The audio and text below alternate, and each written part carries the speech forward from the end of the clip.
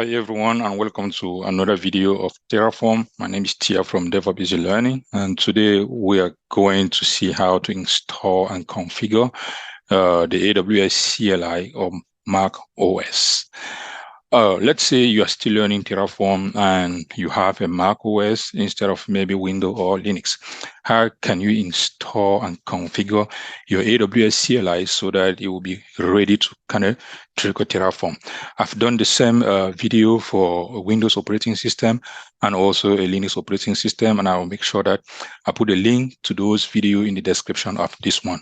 If you kind of hit this Terraform icon here, it is going to take me to my GitHub repository where I have a little steps that we are going to follow to install and configure the AWS CLI. And I'll also make sure that I put a link to this GitHub repository in the description of this video so that if you want to follow the same step, you are more than welcome to do so.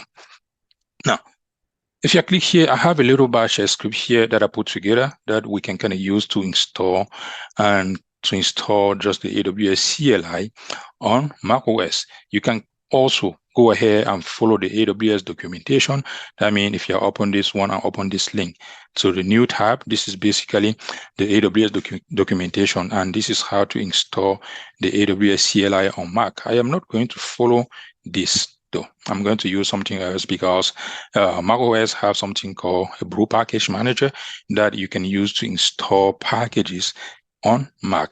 And if you are open this, as you can see, first thing here, I am trying to check if you have the brew package installed already. If it's not installed, it will go ahead and kind of download this script and make sure that it will install this brew package. This is mandatory for Mac if you want to install packages using the brew command line. And when you install that, you just go ahead here and type the brew update, and brew, you just type echo updating the brew package, brew update, and brew install AWS CLI. And it will go ahead and install the AWS CLI, which is the latest version. Right here, I have the brew installed already. I'm not going to trigger this again, but I can copy the entire script and run it. There's nothing wrong. Or I can just go ahead and just update my brew package, just update the brew and just use the brew install AWS CLI. But if you don't have the brew install, you just go ahead and create the script. Let me go ahead and even do so. If you copy this entire script and go to my terminal, here I have a couple of stuff here. I can go ahead and even create a script here. Let me just say mkdir here and make any directory here that I'm going to call that directory a script. Call that directory script, and I will cd into script, and in here I will use a vim and create a folder that I'm going to call that one a script.sh or install.sh,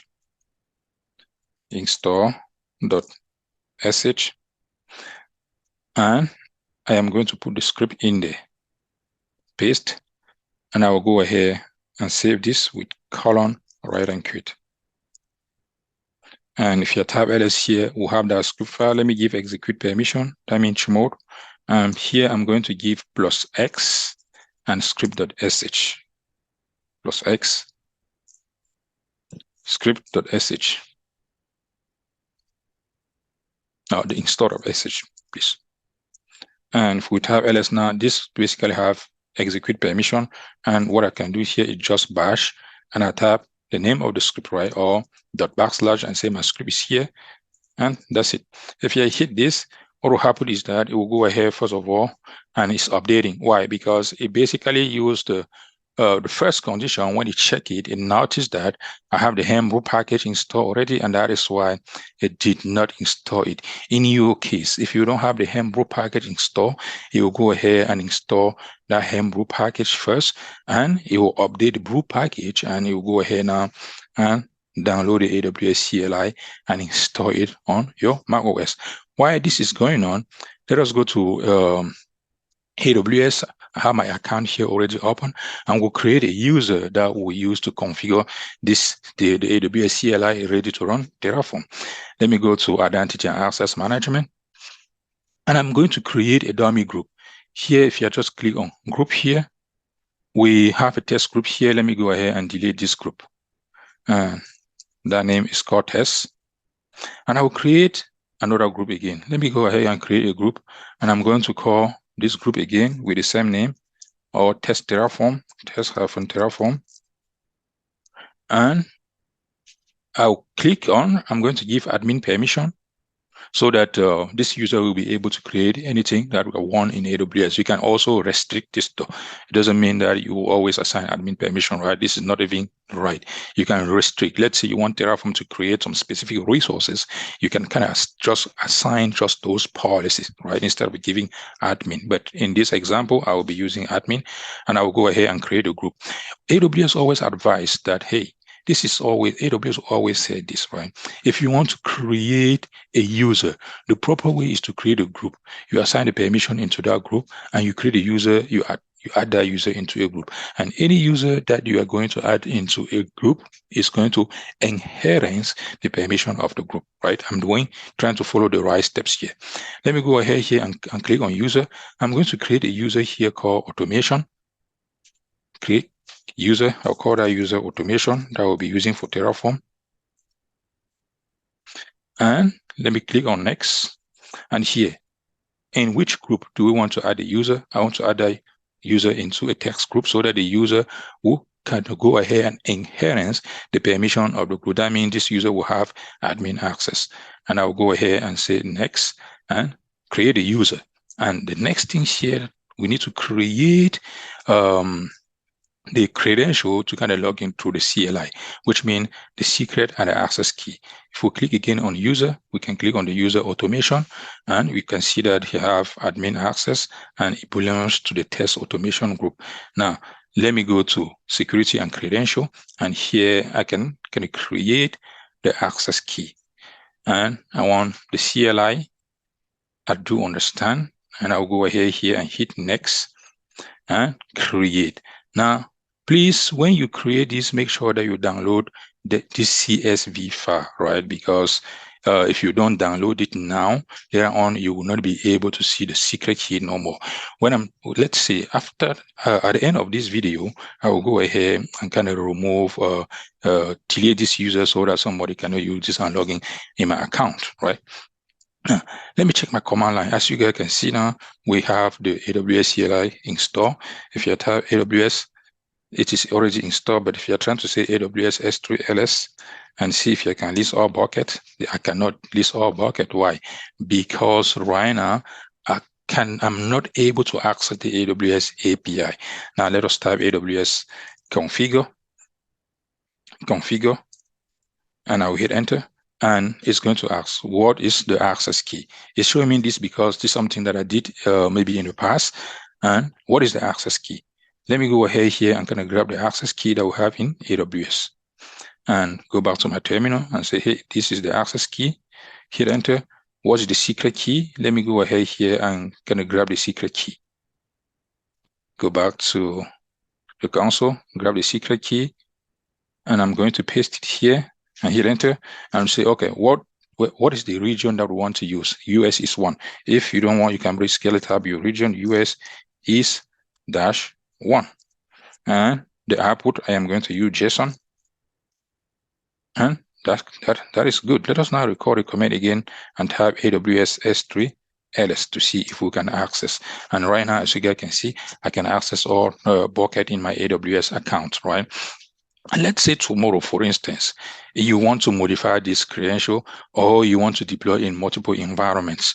What are you going to do? If you type AWS configure, what it's going to do is that it's going to override your default profile. That is where you need to learn how to use profile in AWS if you want to deploy in multiple AWS accounts.